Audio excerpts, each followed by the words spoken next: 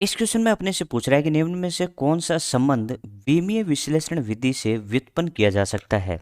यानी अपने को ये बताना है कि इनमें से कौन सा जो संबंध या फॉर्मूला जो है वो अपन विमीय विश्लेषण विधि जो है ना उससे अपन डेराइव कर सकें या व्युत्पन्न कर सकें।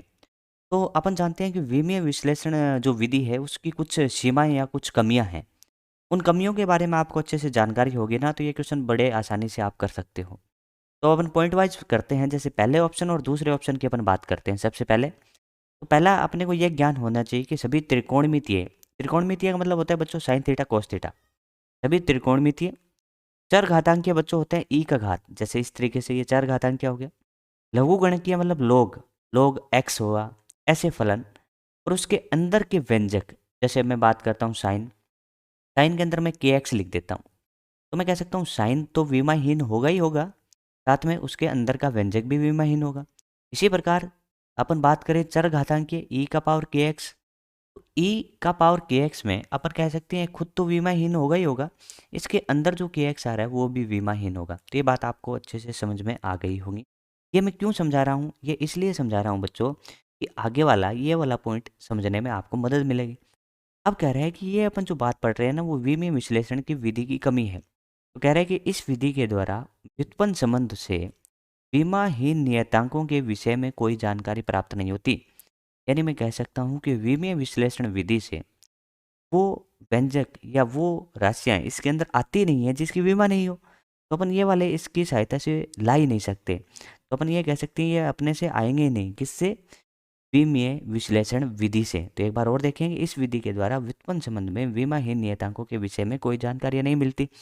न तो ये व्युत्पन्न कर सकते और न ही ये व्युत्पन्न कर सकते।